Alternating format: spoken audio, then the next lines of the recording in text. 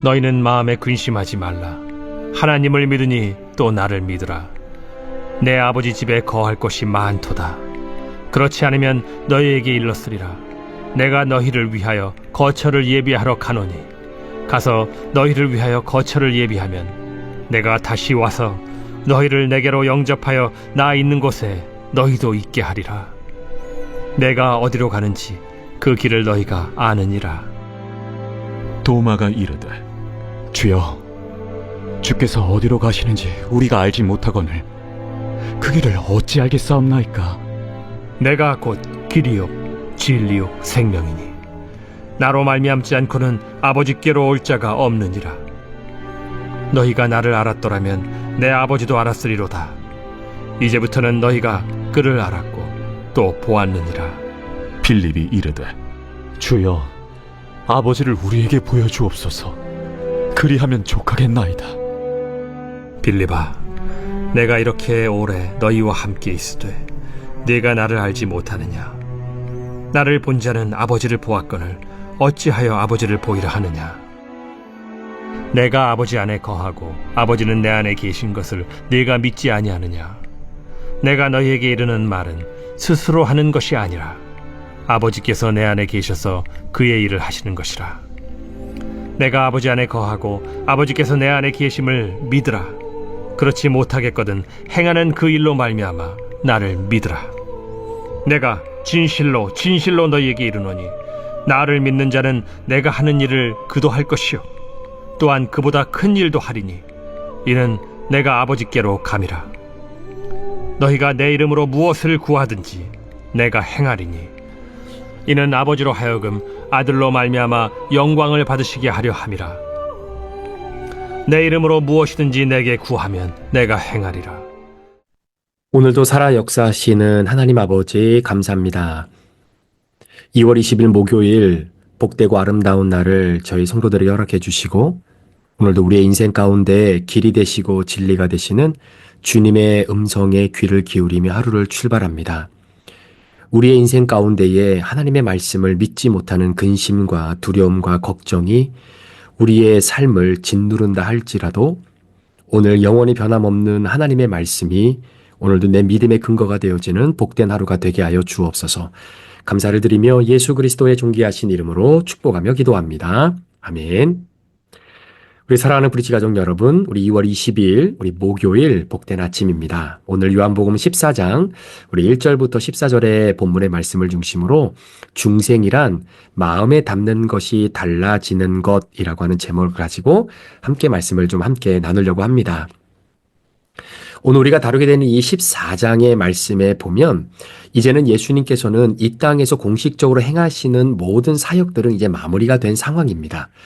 특별히 요한복음 13장부터 예수님께서 이제는 십자가에 못 박혀 돌아가시는 그 순간까지 제자들과 함께 마지막 시간을 보내시는 바로 그 다락방에서 이루어지는 예수님의 가르침을 기록하고 있는 내용이 바로 요한복음 13장 바로 그 이후의 내용이겠죠. 어떻게 보면 예수님의 사역의 가장 큰 정점은 바로 십자가에서 모든 인류를 대신하여 바로 죽음을 맞이하는 바로 그 순간입니다.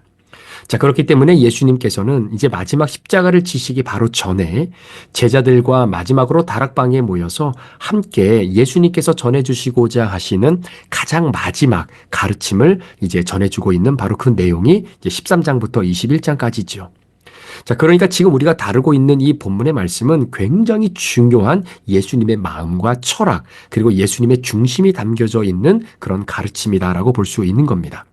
어떻게 보면은 예수님의 마지막 수업이 될 수도 있는 것이고, 이제는 세상을 떠나시기 바로 직전에 제자들에게 주고 싶은 여러 가지 가르침 중에서도 그 중에서도 굉장히 중요한 가르침을 예수님이 마지막 유언처럼 남기고 있는 바로 그러한 내용이 바로 오늘 본문의 내용이기도 합니다. 어떻게 보면은 황금 같은 시간, 자, 그러한 시간에서 예수님이 선택한 것이 뭐냐면 바로 12명의 제자들을 양육하시겠다라는 것을 설정하시게 되죠. 자, 그러니까 죽음을 앞둔 마지막 수업에서 진행되어지는 제자들의 양육이었기 때문에 이 가르침은 굉장히 중요한 가르침 중에서도 중요한 바로 그런 가르침이다라고 볼 수 있을 것입니다. 자, 요한복음 13장에서부터 시작되어지는 이 다락방에서의 제자들의 양육. 자, 지금까지 예수님은 어떤 말씀을 하셨냐면요. 바로 사랑이란 무엇인가라고 하는 주제를 가지고 제자들을 양육하셨던 내용을 보게 되죠. 자, 이 땅에 교회가 세워져야 되는 목적이 여러분 무엇입니까? 여러분, 이 땅에 교회가 세워지는 가장 궁극적인 목적은 바로 사랑이에요. 반드시 사랑해야 됩니다. 자, 교회가 세워지고 교회가 하나님의 뜻 가운데 이 땅 가운데 출발을 했는데 무엇보다도 가장 우선되어지는 것이 바로 이 사랑입니다. 그러니까 여러분, 교회가 세워졌는데 사랑이 없이 전도 그거 가능해요? 사랑이 없는 선교 그거 가능합니다. 여러분, 사랑이 없는 구제 그건 더더욱 가능하고요. 자, 그런데 교회의 본질은 여러분 사랑입니다. 사랑하라고, 사랑을 실행하라고, 사랑을 이 땅 가운데에 드러내라고 하나님께서 이 땅에 교회를 세워주신 거예요.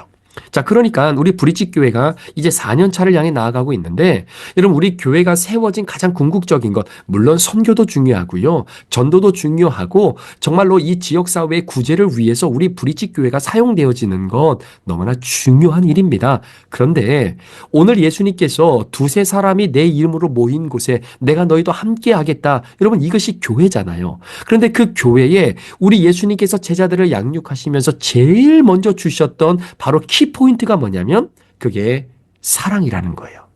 사랑하지 않으면 그건 교회가 아닌 겁니다. 여러분, 사랑하지 않으면 그건 교회 공동체가 아니다라는 거죠. 자, 하나님께서 이 세상에 가정과 교회를 주셨거든요.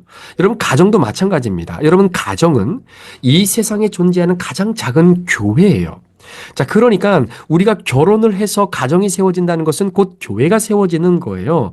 따라서 가정이 세워졌다라는 것은 가정에서 제일 먼저 해야 될 것이 무엇입니까? 여러분, 집 사는 게 문제가 아닌 거예요. 여러분, 가정을 이루고 자녀들을 양육하면서 애들을 어떻게 하면 좋은 학교, 명문대학교에 보낼까? 어떻게 하면 좋은 그런 신랑감, 신부감을 얻을까? 어떻게 하면 우리 자녀들을 좋은 직장에 밀어넣을까? 이거 걱정하고 이거 준비하라고 가정 세워주신 것이 아니라 여러분, 가정은 가장 먼저 사랑해야 되는 것, 이게 굉장히 중요한 것입니다. 이것이 준비가 되어지지 않은 상황에서 가정이 준비가 되고 가정이라는 것이 흘러가게 되면 그 가정은 반드시 잡음이 일어날 수밖에 없다라는 거예요. 자, 그래서 예수님께서 제자들을 양육하시겠다라고 결정하시면서 13장에 제일 먼저 주셨던 주제가 사랑입니다. 사랑하는 여러분, 여러분 가정에 정말 사랑이 있으십니까? 부부간에 하나님이 주신 이 사랑의 마음이 여러분 부부 가운데 있으세요? 여러분, 하나님께서 여러분 자녀들을 주시고 귀한 가정을 이 땅에 허락해 주셨는데 혹시 그 가정 속에 주님이 정말로 십자가에 못 박혀 돌아가시기 전에 제일 먼저 던져주시고 가장 우선적으로 우리에게 말씀해 주셨던 바로 이 사랑의 아름다움이 여러분 가정 가운데 있으십니까? 여러분 가정이 교회라고 한다면, 믿는 자들끼리 결혼한 신가정이라고 한다면 여러분 다른 무엇보다 여러분 가정에 진정한 사랑이 아름답게 표현되어지는 은혜가 있기를 주의 이름으로 축원합니다. 자, 그 다음에 예수님께서 제자들에게 가르쳐 주셨던 두 번째 제자 양육의 주제가 있습니다. 그것이 뭐냐면 바로 믿음이라는 거예요. 자, 오늘 1절 말씀을 한번 보시겠습니까? 너희는 마음에 근심하지 말라. 하나님을 믿으니 또 나를 믿으라. 이렇게 말씀하십니다. 자, 1절 말씀에 근심하지 말라. 이 말을 다른 말로 표현하면 믿으라는 거예요. 자, 그런데 왜 제자들이 지금 근심하고 있는가? 자, 여러분 아시는 것처럼 여러분 예수님의 제자들은요, 인생의 모든 것을 예수님께 걸었던 사람들입니다. 그래서 예수님을 믿고 따라가면 그들의 삶의 인생 역전 꿈꿀 수 있다라고 생각을 하고 예수님을 따라왔는데 지금 갑자기 예수님께서 마지막으로 제자 양육을 하시면서 하시는 말씀이 뭐냐면 내가 너희를 떠난다라는 거예요. 자, 그러니까 제자들의 입장에서는 예수님이 자신들의 인생의 우주의 해와 달과 별이었는데 그런 해와 달과 별이 한순간에 떨어지는 겁니다. 왜? 예수님이 너희들을, 이 제자들을 떠난다라고 말씀을 하셨기 때문입니다. 여러분, 예수님이 늘 우리 곁에 존재하고 계시는 이 믿음을 갖고 살았던 제자들이 이제는 그 예수님이 떠난다라고 하는 시간이 그들에게 찾아온다라는 거예요. 여러분, 지난주 우리 전도서 시리즈 세 번째 시간을 통해서도 말씀드렸던 것처럼 이 세상에 존재하는 모든 실상의 이치가 바로 그런 겁니다. 내가 그렇게 의지하고 버팀목이 되어줬고 내가 힘들 때, 내가 어려울 때 나의 눈물을 닦아주며 다시금 나를 일으켜 주었던 그런 삶의 원동력이 된다라고 고백했던 아버지, 어머니, 자녀들, 남편, 아내, 죄송합니다. 떠납니다. 다 떠납니다. 떠날 때가 반드시 온다라는 거예요. 자, 그런데 오늘날 이 세상을 살아가는 많은 사람들은 내가 소중하게 여겼던 것이 떠나는 것이 상실이다라고 이야기해요. 내가 정말로 소중해서 붙잡고 있었던 것이 내 안에서 떠나가고 없어지면 그것 자체를 내 인생의 결핍이라고 생각합니다. 그런데 여러분 기억하셔야 될 것이 뭐냐면 오늘 예수님께서 제자들에게 하시는 말씀은 너희들이 그렇게 믿고 인생 역전을 꿈꾸며 따라왔던 예수, 내가 너희를 떠나는 것이 오히려 너희들에게는 축복이다 라고 이야기하는 거죠. 자, 그러니까 제자들의 입장에서는 예수님이 떠나는 것이 고난이에요. 그런데 그 고난이 예수님은 제자들에게 오히려 더 축복이다라고 말씀하고 있는 겁니다. 이제는 나를 만나는 사건, 이제는 나를 잊어버려야 되는 사건, 이것이 우리에게 온다라는 거예요. 이게 제자들 너희들에게는 좋은 일이다라고 예수님이 말씀하시는데 문제는 제자들이 그거를 못 믿는 거예요. 도저히 믿어지지가 않는 겁니다. 여러분, 예수님이 제자들을 양육하시면서 3년 동안 살아오시면서 계속해서 자기의 정체를 드러내셨잖아요. 요한복음의 말씀을 통해서 나는 하나님 아버지가 보내신 아들이다. 내가 곧 하나님이다. 나를 본 자가 곧 내 아버지를 본 자다. 나를 믿는 자는 나를 보내신 이보다 더 큰 일을 할 것이다. 끊임없이 예수님은 자기 정체성을 제자들에게 말씀해 주셨습니다. 그리고 예수님은 많은 기적과 표적을 통해서 내가 하나님의 아들이고 내가 곧 하나님이다라는 사실도 말씀해 주셨어요.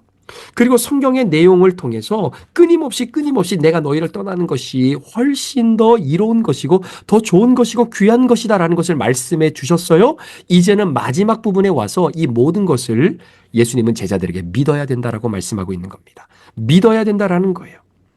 내가 너희를 떠나는 것이 너희들에게는 고난이고 환난이고 핍박이고 결핍이고 상실이다 라고 생각되어질지는 모르겠지만 그것이 너희들에게 복이 될 것이고 그것이 너희에게는 복이야. 이걸 믿어야 돼 라고 이야기하고 있는 말씀입니다. 자, 그런데 오늘날 많은 사람들은요, 고난을 피하기 위해서 많은 노력을 감당하게 됩니다. 고난이 나에게 축복이고 그 고난을 통해서 내가 누구인지를 더 면밀하게 돌아보고 고난을 통해서 말씀이 내 안에 살아있는지를 다시 한번 확인하면서 주님께로 더 가까이 나아갈 수 있는 놀라운 축복의 은혜가 우리 가운데 주어지는 통로가 고난인데 오늘날 많은 성도들은 그 고난을 피하기 위해서 헌금도 하고 고난을 비껴나가기 위해서 헌신하는 것, 여러분, 그런데 오늘 예수님이 말씀하시는 거냐면 고난이 축복이라는 것을 믿어야 된다라고 말씀하고 있는 것입니다. 우리 사랑하는 성도 여러분, 제가 어제 큐티 때도 말씀을 좀 드렸지만 우리가 고난을 당하지 않으면 내 믿음의 수준이 어느 정도까지 있는지 우리는 알 수가 없어요. 저수지의 깊이를 알기 위해서는 가뭄이라고 하는 고난을 통해서 저수지의 물이 말라봐야 그 저수지의 깊이가 얼마나 깊었는지를 알 수 있는 것처럼 저와 여러분은 백날 죽었다 깨어나도 우리 인생에 고난이 없으면요, 절대로 내 믿음의 그 깊이를 절대로 깨달을 수가 없는 것입니다. 그래서 고난이 축복이다라고 하는 말씀이 고난을 통해서 내가 예수님을 더 깊이 경험할 수 있기 때문이에요. 자, 오늘 본문을 크게 세 단락으로 한번 나누어 보면 각각의 단락마다 빠지지 않고 등장하는 단어가 있습니다. 그것이 뭐냐면 믿어라, 믿어라, 믿음이다라는 거예요. 자, 예수님 말씀하십니다. 내가 가면 너희에게 더 큰 은혜가 있을 거야. 그것은 바로 성령님을 받게 될 것이야. 성령님이 너희와 함께 하시는 것이 내가 너희와 함께 하는 것보다 훨씬 더 좋은 거야. 그러니까 내가 너희들로 하여금 떠나는 것이 고난이랄지라도 그 고난을 통해서 너희들에게 더 큰 축복이 임하게 되는 것, 성령을 또 받게 되어지는 것, 이걸 예수님이 말씀하고 있고 그것이 아직 몸소 깨달아지고 있지 않는 제자들을 향해 그걸 믿어야 된다. 근심하지 말라. 하나님을 믿으니 또 나를 믿어라. 라고 주님 말씀하고 있는 겁니다. 여러분, 구약 성경의 이사야 선지자 기억하시죠? 여러분, 이사야 선지자가 살아가면서 그가 의지하고 붙잡았던 버팀목이 누구냐면 우시야 왕입니다. 그런데 우시야 왕이 있을 때는 이사야가 절대로 하나님을 만나지 못해요. 그런데 우시야 왕이 죽던 그 해에 성전에 임한 하나님의 거룩한 영을 이사야 선지자는 만나게 되고 그것을 통해서 하나님께서 주신 이 놀라운 선지자의 사명을 믿음으로 감당하게 되는 것을 보게 되는 거죠. 자, 그러니까 이사야 입장에서는 우시아가 죽었어요? 상실이지요? 아픔이지요? 고난이지요? 환란이지요? 그런데 그 고난이 오히려 우시아에게는 축복이에요. 왜? 성전에 임한 거룩하신 하나님을 직접 만날 수 있는 은혜가 주어졌기 때문이다라는 것입니다. 여러분, 우리가 신앙생활하면서 잘 구별하고 분별해야 될 것 중에 하나가 뭐냐면 믿음과 성품을 분별할 수 있어야 돼요. 여러분, 믿음과 성품은 다른 것입니다. 잘 들어보세요. 성품이 좋은 사람 있잖아요. 여러분, 그 좋은 성품도 다 악한 것입니다. 그러니까 사람은 100% 죄인이기 때문에 그 100% 죄인인 사람이 가지고 있는 성품도 우리가 볼 때는 좋은 것이지만 결국 그것도 다 악한 것이에요. 그러나 여러분, 오직 믿음만이 선한 것입니다. 자, 제가 지금 이렇게 큐티로 하나님의 말씀을 여러분들과 나누고 여러분들에게 큐티를 하자라고 끊임없이 도전하면서 이렇게 우리가 목회 여정을 걸어오는 것, 여러분, 이거는 믿음일까요? 성품일까요? 여러분, 성품이면 이거 못합니다. 여러분들도 마찬가지예요. 성품으로 여러분 큐티 못합니다. 매일매일 주시는 이 말씀을 내가 매일매일 묵상해 나가는 이 시간을 투자하는 것, 여러분, 이거는 좋은 성품을 갖고 있다고 해서 되는 게 아니에요. 왠지 아십니까? 여러분, 좋은 성품을 갖고 있음에도 불구하고 바로 이 믿음의 결정체인 큐티의 말씀을 붙잡고 나가지 못하는 사람들이 많아요. 자, 그렇다면 그들의 성품이 올바른 성품이 아니고 성품이 좋지 않은 것이냐? 아니에요. 여러분, 큐티는 성품으로 하는 게 아닙니다. 끈기로 하는 게 아닙니다. 인내로 하는 게 아닙니다. 큐티는 믿음으로 하는 거예요. 믿음으로 하는 거예요. 믿음만이 선한 것입니다.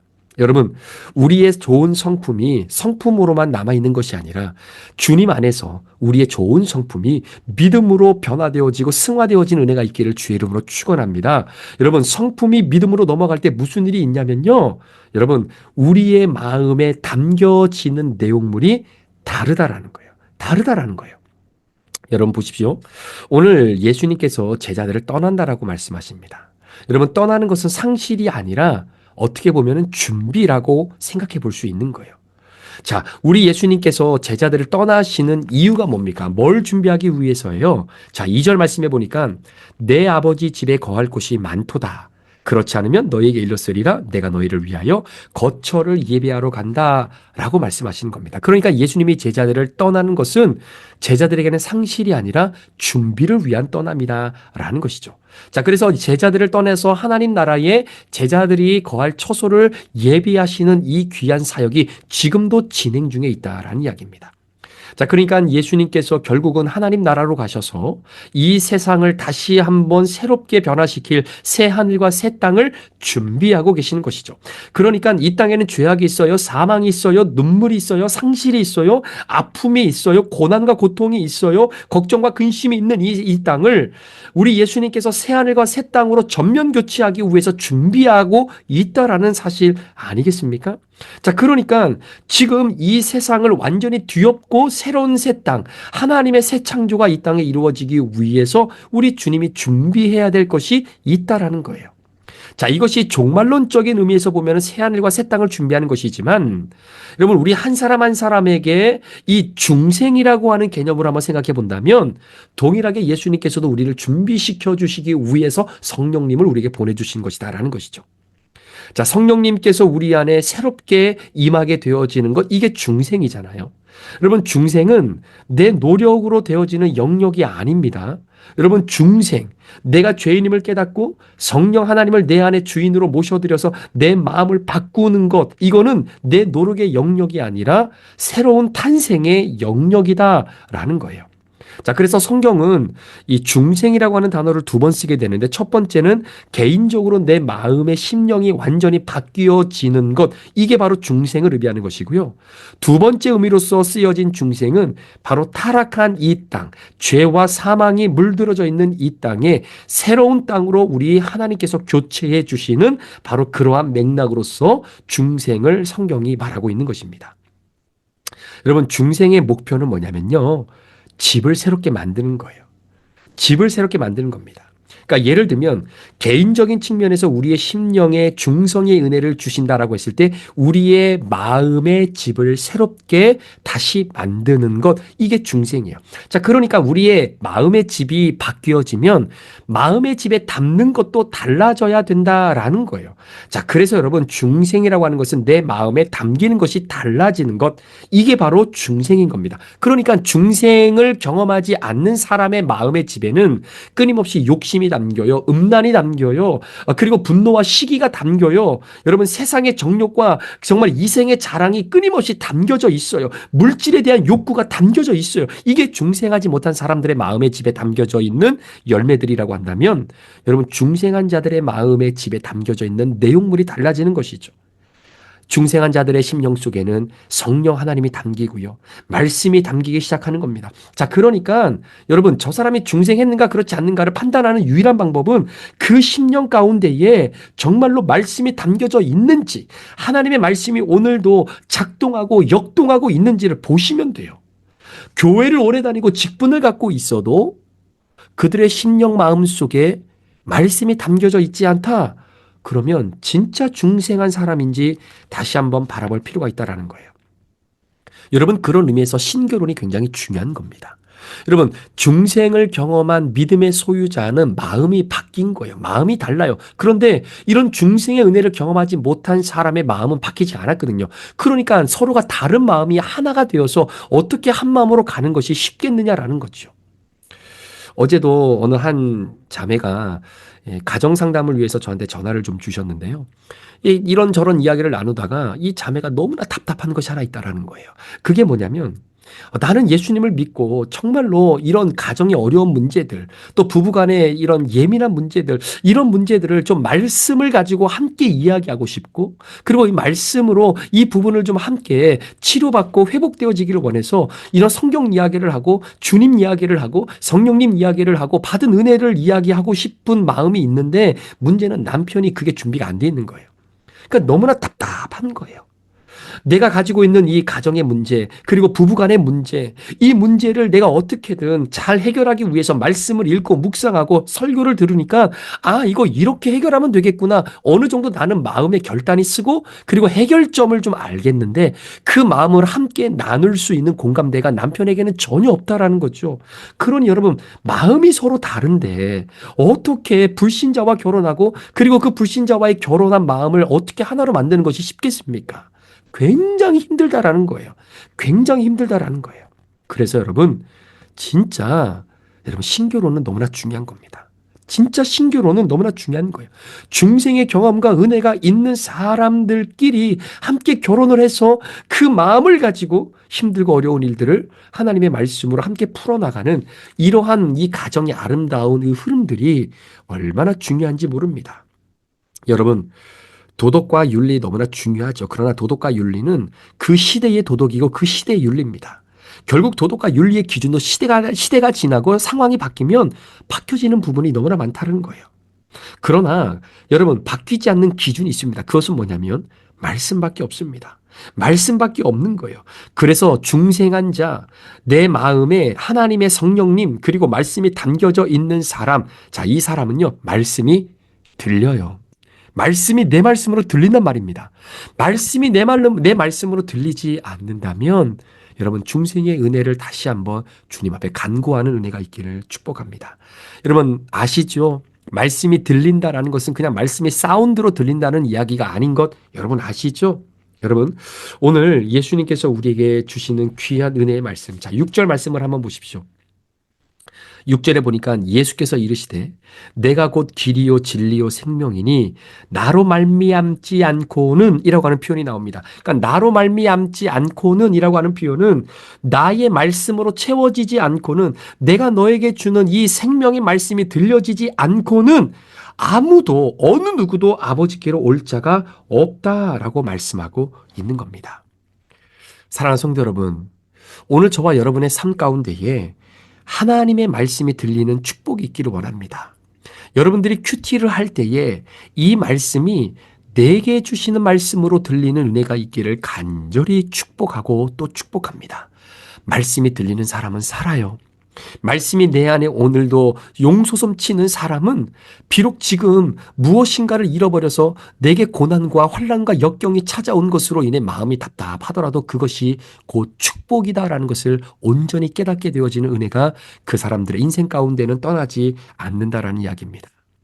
사랑하는 여러분, 떠나는 것이 여러분들에겐 축복입니다. 주님이 제자들을 떠나는 것이 그들에게는 고난이고 상실이지만 제자들에게 성령님이 찾아오시는 놀라운 축복, 그래서 주님을 더 깊이 알아가게 되는 은혜가 임하게 되는 것처럼 혹 여러분의 인생 가운데에 정말로 고난과 걱정과 근심, 예수님이 나를 떠나시면 어떻게 하나? 아닙니다. 예수님이 여러분들을 떠나는 것이 아니라 말씀 되시는 주님이 오늘도 여러분과 함께하고 계시는 이 은혜를 잘 기억하면서 예수님을 믿고 그리고 근심하지 않고 주님을 더 말씀 붙잡고 그 말씀이 이끄시는 대로 오늘도 함께 순종하며 나아감으로 말미암아 내 마음에 정말로 하나님의 말씀이 담겨져 있는 이 중생의 은혜의 확고한 믿음의 기준을 가지고 오늘 하루도 믿음 안에서 살아내는 저와 여러분 되시기를 주의 이름으로 간절히 축원합니다. 기도하시겠습니다. 하나님 아버지 감사합니다. 오늘 예수님께서 제자들에게 가르쳐 주셨던 두 번째 제자 양육의 주제, 바로 믿음이었습니다. 너희는 마음에 근심하지 말라. 하나님을 믿으니 또 나를 믿으라. 예수님께서 제자들에게 나를 믿으라고 하신 것은 바로 이들에게 더 좋은 성령님을 보내주시기 위한 우리 주님의 마음이었습니다. 우리 사랑하는 귀한 성도들, 오늘 중생한 그런 귀한 자들이 성화의 과정을 걸어가는 이 순간순간마다 말씀이 살아있는 은혜가 있게 하여 주시고 말씀이 중생한 내 심령에 담겨지는 은혜가 오늘도 있게 하여 주셔서 이 말씀을 듣는 성도들, 또 내가 큐티할 때 그 말씀이 내게 들려지는 축복을 다시 한번 경험하는 복된 하루가 되게 하여 주옵소서. 감사를 드리며 예수 그리스도의 존귀하신 이름으로 축복하며 기도합니다. 아멘.